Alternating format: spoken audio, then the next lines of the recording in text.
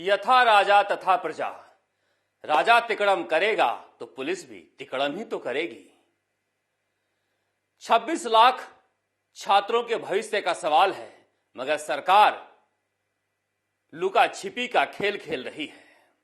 देखिए रीट परीक्षा paper out घोटाले में किस किस तरह के खुलासे हो रहे हैं और किस किस तरह के खुलासे रोके जा रहे हैं, छुपाए जा रहे हैं। किन किन का नाम लिया जा रहा है और किन किन का नाम रोका जा रहा है।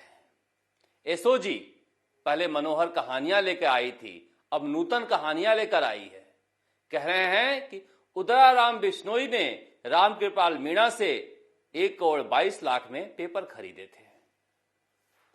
इन दोनों की तस्वीर है, पुलिस वालों की तस्वीर आपको साफ मिल जाएगी, मगर इनकी नहीं मिलेगी। ऐसे तस्वीर इनकी जारी की गई है कि चेहरा भी साफ नहीं दिखाई दे रहा है, यानी इनका चेहरा बताने से भी एसओजी डर रही है। सुबह से हम तस्वीर खोज रहे हैं, मगर तस्वीर नहीं मिल रही है। उदयराम बिश्नोई, जिसने कहा जा रहा है कि 1 करोड़ 22 लाख रुपए में खरीदा है पेपर, उसके घर के बाहर गरीबी रेखा से नीचे का बोर्ड लगा हुआ है। आपको लगता है, मैंने कल भी आपसे सवाल पूछा था, क्या उदयराम बिश्नोई 1 करोड़ 22 लाख रुपए में पेपर खरीद सकता है? और रामकृपाल मीणा, किसने इसे रीट परीक्षा का जिला संयोजक बनाया था? क्या किसी बड़े नेता की सहमति के बिना यह जिला संयोजक हो सकता था? सवाल इसीलिए उठ रहा है कि क्या कोई बड़ा नेता इसमें शामिल है, कोई बड़ा मंत्री इसमें शामिल था, कोई बड़ा ब्यूरोक्रेट इसमें शामिल है? और डॉक्टर किरोड़ीलाल मीणा बीजेपी के सांसद राज्यसभा के कह रहे हैं कि सीएमओ का भी एक अधिकारी शामिल है, जल्दी ही नाम का खुलासा करूंगा। सरकार आफत देख खामोश हो गई है। खामोश हमेशा हो जाया करती है ऐसे मामलों में। अब सरकार ने बड़ी बैठक बुलाई है, पुलिस के अधिकारी भी पहुंच रहे हैं, एसओजी के अधिकारी भी पहुंचे हुए हैं मीटिंग में, और वहां पर कहा जा रहा है कोई बड़ा फैसला लिया जाएगा। लेकिन कोई बड़ा फैसला नहीं लिया जाएगा, क्योंकि एक व्यक्ति से अगर 1 करोड़ 22 लाख रुपए मिले हैं, अगर मान भी लिया जाए तो समझिए कितने करोड़ों का खेल था ये।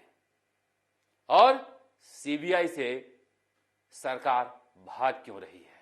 बिहार और उत्तर प्रदेश में अगर बेरोजगारों का गुस्सा नजर आ रहा है तो कांग्रेस पार्टी को खुश नहीं होना चाहिए।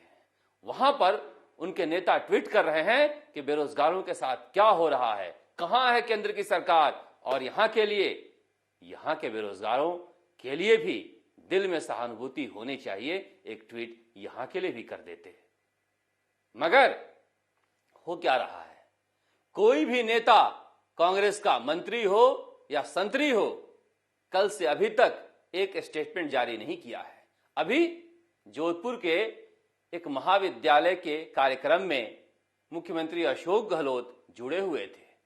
सब इंतजार कर रहे थे कुछ तो बोलेंगे, मगर खामोश रहे। पूर्व शिक्षा मंत्री जो डंके की चोट पर कह रहे थे कि पेपर आउट नहीं हुआ है, नीम के थाना में भाषण दे रहे थे। उम्मीद थी कुछ तो बोलेंगे, मगर कुछ नहीं बोले। मौजूदा शिक्षा मंत्री बीडी कल्ला, वह कह रहे हैं मुझे तो कुछ पता ही नहीं है। तो इस तरह के हालात में राजस्थान के बेरोजगार जी रहे हैं, जाएं तो जाएं कहां? अभी तक जेईई परीक्षा में जो पेपर लीक हुआ था, उसकी जांच एसओजी सही ढंग से की होती तो ये हालात नहीं होते। सब इंस्पेक्टर परीक्षा में जो पेपर लीक हुआ तो उसकी जांच अगर सही ढंग से की गई होती तो इस तरह के हालात नहीं होते। मगर जांच करे कौन? क्योंकि यहां तो सभी के सभी लिप्त नजर आ रहे हैं। कैसे कैसे लोगों को पकड़ा जा रहा है और कैसे कैसे लोगों को छोड़ा जा रहा है, राजस्थान की जनता यह देख रही है।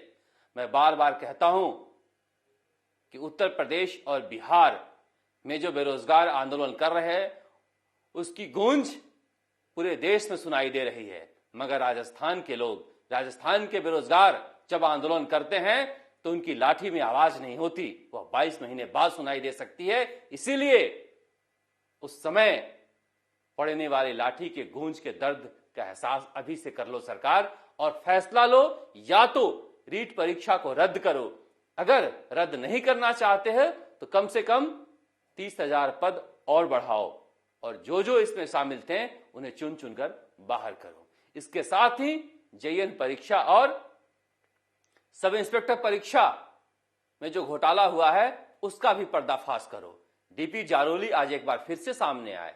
उनसे पूछा गया कि आप तो कह रहे थे कि मैं इस्तीफा दे दूंगा, जो सेवानिवृत्ति के बाद लाभ मिलता है वो भी नहीं लूंगा। जवाब क्या था? जवाब था कि वो तो मैंने कहा था कोई बोर्ड का शामिल होगा, यह तो बोर्ड ने किसी को बुलाया था वह शामिल हुआ। तो क्या बोर्ड की दीवारें, खिड़कियां, टेबल मेज शामिल होंगे तब जाकर आप इस्तीफा देंगे?